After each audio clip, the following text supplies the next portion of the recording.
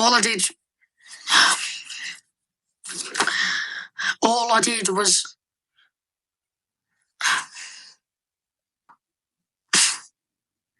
look at you, all hopeful, like I'm going to say something important. Hey everybody, today I'll be keeping this intro short because frankly, you don't care. And so, my name is Sabrina and I am a clinical psychologist, and Erin Doherty, who plays Briony in the series Adolescence in Netflix, she is also supposed to be portraying a clinical psychologist as well. So I thought, who better to speak about what's going on in this scene? And what led me to want to do this, because it's a little different than other videos on my channel, is I was responding to this comment about somebody who said that they really hated Briony's character. And so I realized that if you are not a psychologist, and maybe if you were not trained as we were, that you might not understand some of what's going on in that scene, and you might just think that a good bit of it is just Briony's personality, and that she was acting that way, and not realize it's actually a lot of what we're trained to do, and that she executed it perfectly. So I wanted to talk a bit about some of the things that we see in that scene. I won't cover everything, of course, but wanted to talk about 4 main things. So the first is just professionalism in general, and so talking a bit about her role and why she was there with Jamie, and then also talking about like when she does choose to actually share something, why she's so stoic a lot of the time, so covering that in the professionalism piece. And the second, I want to talk about how Briony responds to Jamie's questions that he has for her, especially the further along in the assessment that you get, you see that most of the time she kind of sidesteps his questions, right? She doesn't necessarily directly answer them. So I want to talk about why she's doing that. The third, I want to talk about Jamie's reaction at the end when Briony wouldn't say that she liked him, and what that shows us about just his psyche. For me, that was the most bone-chilling part of this entire episode, and that's what truly showed me that he could be, and as we knew from the first episode, that he was a murderer. And the last thing is Briony's reaction at the end. So once Jamie actually leaves the room and she's alone, her reaction there. So the first thing that I want to talk about is professionalism when it comes to Briony, and just in general being a clinical psychologist in the role that she's in. So a lot of people have commented and said that they feel unsettled by just how emotionally inexpressive she is. At first, she's incredibly warm and incredibly expressive with Jamie, and that is so that she can build some rapport with him. Time and time again, what research has shown is that the most important factor in therapy, in terms of having the best outcomes and the best results, is that of the relationship that you have with your therapist. That is so important. And so in terms of building rapport, often us as therapists, us as psychologists, we'll spend even the first few sessions just kind of getting to know and building that trust with our clients. That's because we are asking you to be incredibly vulnerable and honest in therapy. And that's really the only way that therapy works best, is being vulnerable and honest. And so if you don't trust or even like your therapist, like, you're not going to be honest with them. You're probably not even going to be coming to the sessions. And so in episode 3, we find out that this is actually their 5th session together. So it seems like vast majority of the first 4 were really focused on building some kind of rapport, because it's that important. So they spent majority of the time they had together, Briony spent building that trust with him. So why did this change? What was going on there, and why did Briony become so inexpressive? There's this concept known as the blank slate, or the tabula rasa. And the idea behind the tabula rasa, or blank slate, is that at birth, humans are innately devoid of knowledge and devoid of kind of their own ideas, and so you learn behaviors and learn anything through sensory experiences, through your environment, through conditioning. A lot of that has been largely criticized and disproven, but that was the idea behind this. Behaviorism in psychology, in just simple terms, it's how we learn certain behaviors and what things make it easier or harder to learn certain behaviors. So if you've ever taken a Psych 101 course or watched the US version of The Office, where they talk about Pavlov's dogs and the conditioning, that's behavior. But there's another aspect of psychology, so it's psychoanalytic theory. They also have tabula rasa, this blank slate, but they use it in a different way. So what they talk about with psychoanalysts is this idea that the therapists themselves can be this blank slate. So where you're not basically giving anything away. So you're not super emotionally expressive, that you're not necessarily sharing anything about yourself, that you're very stoic, which is what we see with Briony. And why psychoanalysts will often take that approach in therapy is because it's thought to give them more information about the client. Now, I don't want to go too in the weeds about the theories because we're here to talk about the show Adolescence, but it's important to know these two concepts. That way you just understand it a bit better. But there's concepts known as transference and countertransference in psychoanalytic theory. When you hear transference, just think of kind of projection. It's basically transferring or projecting your feelings that come from your experiences with another person onto someone else. So for example, if you were in a prior relationship where somebody was really abusive or manipulative or just kind of horrible, maybe they cheat on you. Now you're in a new relationship and that person is really kind and loving and different than the first person was, but you still are very wary of them. You don't trust them. You feel like, oh, they're only doing this to manipulating me, right? You're projecting from your old relationship onto that person. And that could similarly happen in therapy as well. But there's also this idea of countertransference, where the therapist then could actually start to feel certain ways based on the client that they have in the room with them. I don't have kids, but say if I did and I was working with a child client and they reminded me a lot of my child, maybe I would become more protective of them. So maybe I would start giving more advice to this person that I'm used to with my other clients that don't remind me of my child, and or maybe I feel more protective of them more so than I would with other clients. But to go back with the example of transference, the person who was in a horrible relationship, but now they're in a great relationship, they actually might be able to see, well, this person's nothing like my ex before. Their words and their actions are actually showing that they're loving and that they care. And so then maybe they don't project those old feelings onto their partner. The idea behind the blank slate is that I'm not going to give you anything. That way, your natural and deep-rooted tendencies based on your experiences are going to come out in therapy and give more information. So what we see with Briony is that she's not fully on the side of being the complete blank slate because she does share some about herself. But a lot of the reasons that she is doing that is because it can give her more helpful information about Jamie and his normal patterns of reacting in everyday life. So it's very intentional. It's not just because Briony is just cold and horrible. It's strategic that she does that. And it's also strategic with those disclosures. So going back to before, how we talked about the therapeutic relationship, that being so important, Jamie is a child. When it comes to adults, they automatically think that adults can't understand them and don't have anything in common with them, especially once you get to the teenage years. And so for her to disclose in those little bits that she did, it kind of puts Jamie at ease and to feel like, well, one, there are things that you can understand that we might share in common. And then two, that also you're just a person. Because especially for adults in positions of authority, a lot of times children can kind of dehumanize you, that you're almost superhuman or you just don't seem quite like a person. You don't often think about the fact that when they leave work, they are normal people too. However, and we can't forget this, she is there for a job. And this is reiterated a couple times, and Jamie even understands that she's there to get an understanding of what his understanding is of the crime that he committed and the charges that are brought up against him. But yes, he is a child, and I understand that he is scared, and this is a scary situation, but she can't just stay on that end and just coddle him because he is a child. He is also a murderer. And she is there to find this information for a trial. And in her job, in doing these assessments, you do not have a lot of time. At the end, she was saying to Jamie how she has other kids that she needs to help. And at the beginning, the kind of security guard, I guess, he was saying that most times they only do it in 3, that it took her 5 sessions. So in my experience too, I've done some assessments, not for court or anything like that, but I've done other assessments and they are pretty quick. I've done some where you have to get the information back and do your report same day. So there is a major time crunch. And when you finish, you can't go back and say, wait, I missed this part. I need to get this information. And so she has to get the information that she needs in order to make her assessment. That way the judge can read it. So at a certain point, she has to kind of speed up these pleasantries and make sure she's getting the information that she needs to get from Jamie. And assessment reports, they take a long time to write.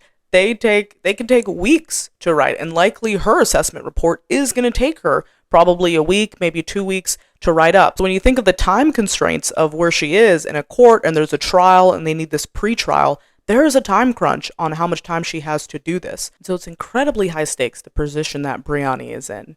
And so in that case, she is incredibly professional, actually. She's holding more of that blank slate, so she's a little bit more on that end, but because he is a child, she is disclosing more to keep him at ease. She understands the importance of rapport, so spends their first 4 meetings, which we don't get to see in the show, probably building rapport with him. That way, when she first comes in the room, he's smiling and happy to see her and happy that she remembers his, his hot chocolate order and all of that. But she does have a job to do. She is a psychologist, and so she does need to get that information from him. Okay, the next part I want to talk about is how Briony responds to questions. A lot of times Jamie is asking her many questions, and this is not uncommon in therapy. And if we think about it, there's no other relationship like the therapeutic relationship. You're being incredibly vulnerable and telling somebody very personal things that you might have not told anybody in your life. It's normal to try to know at least some about that person. I'm being vulnerable, so I kind of want you to be too, and I want to know a little bit about you because we see each other enough, so I feel like I should have some information by now. However, she is a professional, so she needs to maintain that boundary. She is not his friend. And so, even if it seems like seemingly unimportant questions, the more you respond and open up and disclose, it becomes kind of more like a friendship. And so a client that I'm working with now, I work in a substance abuse rehabilitation treatment program. So it's a residential program. They live on the campus until the program is over. She mentioned to me that she lives out of state, that she's not wanting to go back out of state to where she was to another program there because she's been there before and it's gotten too friendly. Like the people there feel like friends. And in her own words, she says like it does not feel like treatment. And so a client is actually expressing, I did not ask her any questions related to this. She just brought that up of her own free will, that she's expressing that being too friendly with these people impacted her ability to actually receive good treatment. And because of that, that's why Briony has to really hold that line. It's important for her to hold that line because she is not his friend and it can impact what she's doing if he feels like she is. And 2, especially towards the end, Jamie is asking her really charged questions. What I mean by that, it's a kind of damned if I do, damned if I don't situation. Like if she says yes to certain questions, he might take that in a certain way, and same if she says no to certain questions. So for instance, he asks her, do you think I'm ugly? If she says yes, of course we know that that's going to affect him in not a great way.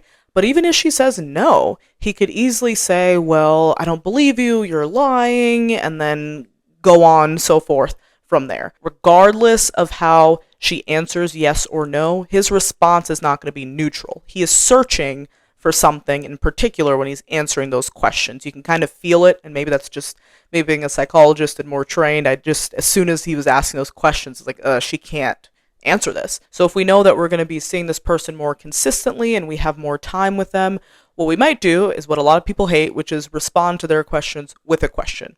So to ask something like, what are you hoping for in asking me that question? And to also go through the exercise of seeing what the response would be, yes or no. So saying, okay, if I say yes to that question, then what? Then how would you respond? If I say no to that question, how would you respond? And it's important for us to know that because it could potentially impact the therapeutic relationship and what's going on in therapy. I'll share an example that my professor in grad school that she had shared with us about a client that she had worked with. So this client would do in really small ways, ask questions that again didn't seem like such a big deal, just like Jamie's question of, okay, what do you call your granddad? So she mentioned how she'd almost throw it in like it's not really a question. They'd be talking about something. She'd be like, oh, well, you have a brother, right?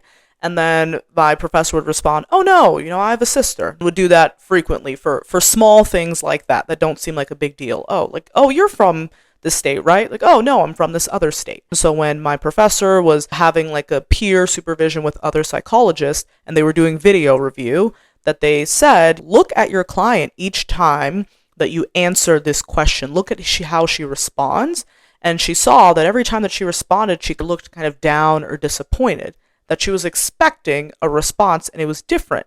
Because when you are that blank slate or just in general, that person is going to create this idea and kind of character of who you are with your therapist. And depending on what it is, the more that you say yes or no and kind of dismantle that character, that could affect the therapeutic relationship. Because maybe you're thinking, okay, this isn't really the person I thought they were, and maybe I don't have as much in common with them, so how can they understand and help me in this situation? And so that could be the impact of asking those questions, because there isn't actually enough time for Briony in this setting to ask those questions more of, well, why do you think this? She does that actually a little bit, but there isn't a lot of time to do that to every single question he asks. So the quickest thing and the best thing to do in that situation is to sidestep the question, which she does. So again, it's not just something about her character or her being weird or elusive. It's something that we're trained to do as psychologists. So she did that brilliantly. The next is Jamie's reaction at the end. I said at the beginning of this video, this was the most chilling part for me. What we see at the end is that Jamie's reaction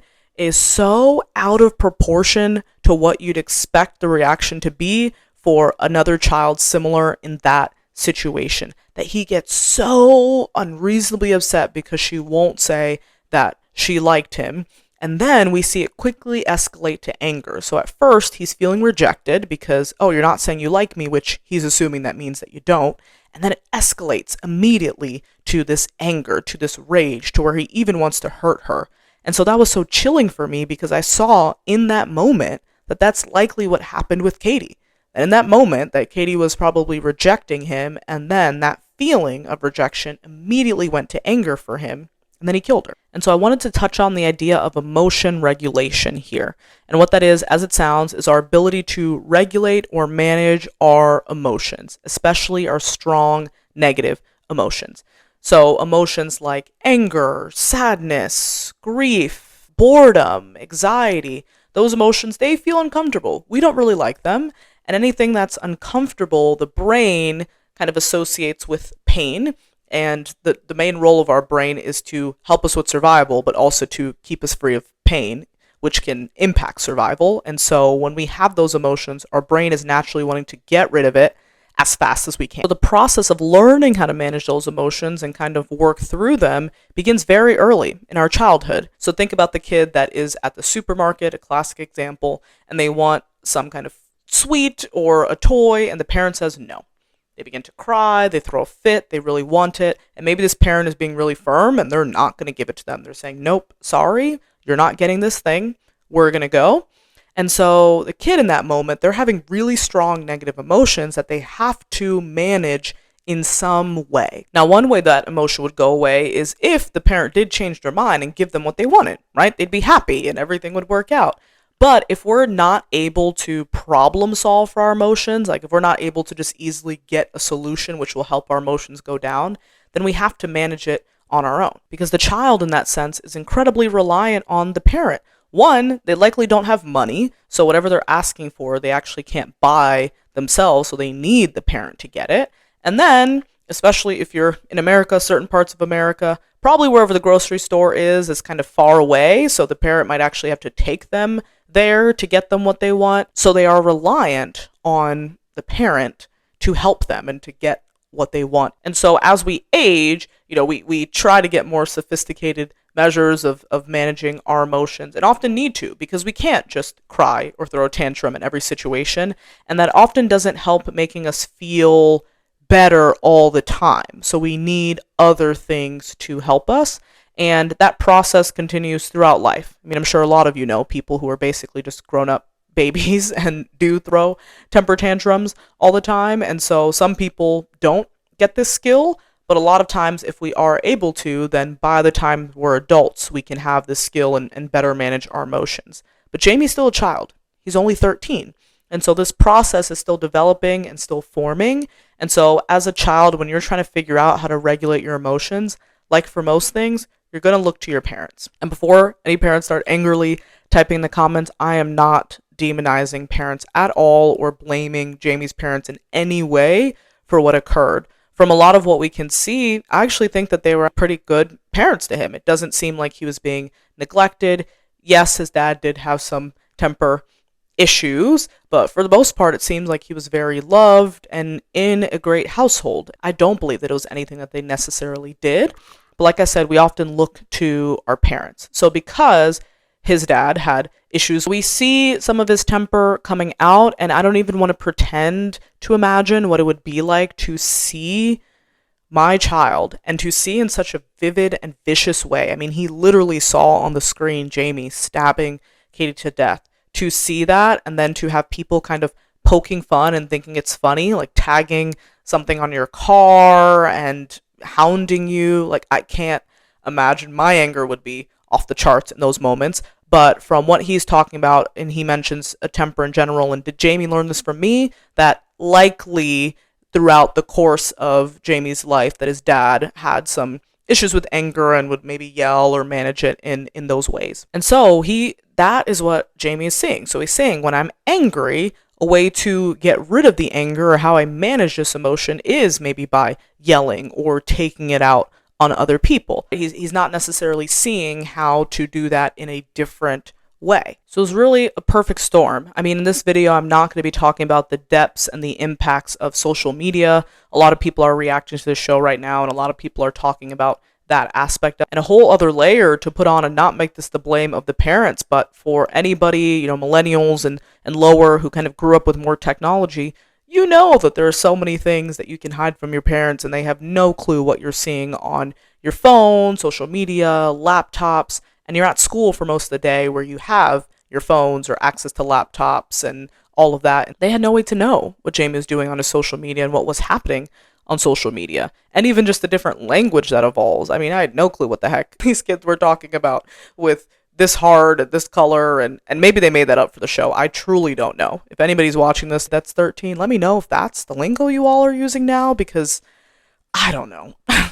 I'm lost. So I imagine that the parents and anybody else who's older than 13 would have been lost too. And then to get to the last point, because I know I'm yapping away, I apologize, is Briony's reaction at the end. So we see that finally when Jamie is out of the room, she has a moment where she can really just breathe and kind of break down, but not even really break down. And I think this is, the sad part, and shows a lot of the humanity and what it's like behind the curtains being a psychologist.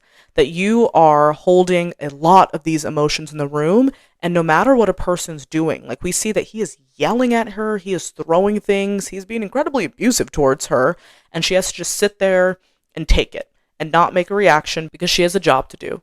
But that impacts her. She's a human being. We are human beings. And no human being can completely desensitize themselves to receiving that level of abuse every day. And so this reaction does show, at least to me, it was very evident that she did care. Jamie felt like she didn't care about what he was talking about, but this was very evident to me that, yeah, she did really care, and she also had a job to do. Both could be true at the same time. Just because she wasn't showing it doesn't mean that she didn't. And that's a lot of the tough part of our role, is that we have to think of what is clinically helpful for our client at all times. And so there have been many points where people were yelling at me and just angry and just spewing things that were not true. And I should just kind of sit there and be a therapist and respond back in a kind tone, because if I didn't, that could affect that rapport, which is so important in therapy. And so really had to think about that. And of course, we are human. So the moments where we might have a reaction and it does impact the rapport in some way, at least if you have longer sessions with somebody, you can talk about it and work on fixing that. Briony didn't have that option. Like, she had to, that was her last session with Jamie, so she had to hold in at all costs how she was feeling so she could try to get this information. And there is such thing as vicarious traumatization. So that is where you get traumatized by listening to or watching or constantly hearing about other people's traumas or traumatic situations that happened. You can get a diagnosis of PTSD with hearing about a lot of traumas consistently. And so in Briony's position, so hearing about horrible things that young kids are doing could lead to her being traumatized. And so it does impact us. We are people, but she is so good at her job and such a professional, and that's what our job requires, that in the moment she had to keep her composure. And so personally, I had nothing but the utmost respect for Briony and the position that she was in. I feel like the show was one of the few, I mean, very, very few that really showed well what our jobs entail, what we have to go through, and certain aspects of our jobs, even though some of it might not have made sense to other folks. But seeing it, I was like, wow, this is really, really well done. And for the first time, shows the true nature and hardships of this therapy process, not just for the client, but for the therapist themselves. And so I know that was a lot. I didn't want this to be a longer video, but I think it is. But let me know if there was any of those things that you hadn't quite understood that was going on in adolescence that makes a little more sense having heard it, and just generally what your thoughts are.